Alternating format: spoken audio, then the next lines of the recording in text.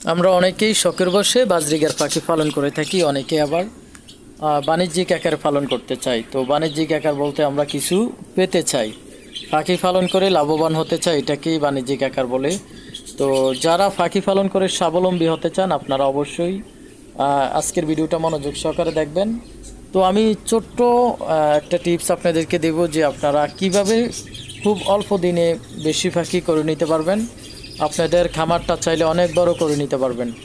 তো আপনারা যখন পাখিগুলো ক্রয় করবেন, বিশেষ করে যারা বাজরিগার পাখি, তো যেহেতু আজকে আমি বাজরিগার পাখি নিয়ে কথা বলবো, আমি বাজরিগার পাখির কথাই বলছি। তো আপনারা যখন বাজরিগার পাখিগুলো ক্রয় করবেন, চেষ্টা করবেন, আপনার লক্ষ্য কিন্তু আপনি খামার করবেন, আপনি উদ্যোক্তা হবেন, আপনি এখান থেকে কিছু টাকা পয়সা লাভবান হবেন। তো এখানে আপনি লসের জন্য আসেন নাই, আপনি লাভের জন্য আসছেন।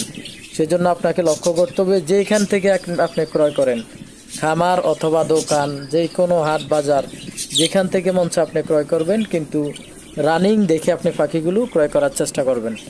তো রানিং যখন দেখে ক্রয় করবেন, আপনি প্রথম মাস থেকেই এটার যে মুনাফাটা, এটার লাভাংশটা পেয়ে যাবেন।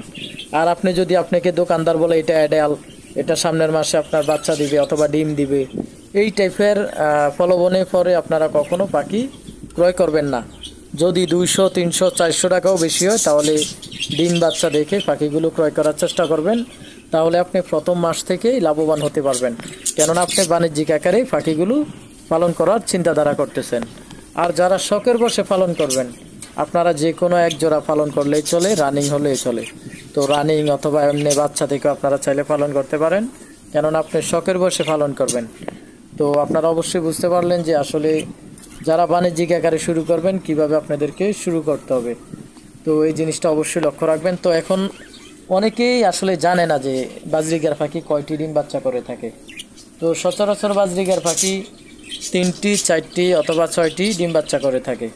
তো আমার এখানে ইতিমধ্যে আপনারা দেখতে পাচ্ছেন 5টি বাচ্চা ইতিমধ্যেই ফুটে গেছে, আরও 3টি রয়েছে অবশিষ্ট। এটি যে কোনো মুহূর্তে ফুটতে পারে অথবা নাও ফুটতে পারে।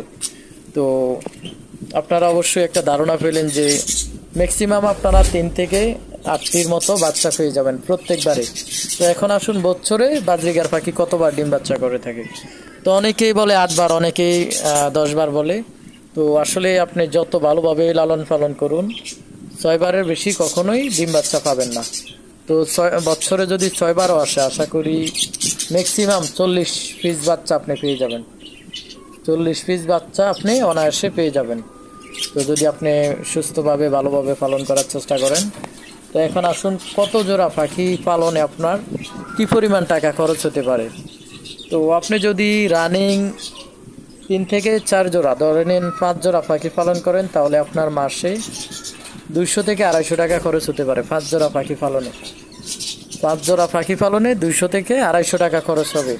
আর যখন 5 জোড়া পাখি ডিম বাচ্চা করবে, বাচ্চা ফুটাবে, তখন আপনি ম্যাক্সিমাম ধরা যায় যে 7 থেকে 8 হাজার টাকা ইনকাম করতে পারবেন। তো অবশ্যই আপনারা একটু চিন্তা করে পাখি লালন পালন করার চেষ্টা করবেন।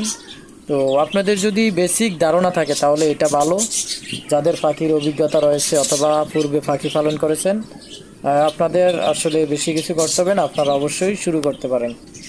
তো বন্ধুরা, আজকের ভিডিওটা এই পর্যন্তই। ভালো লাগলে অবশ্যই চ্যানেলটি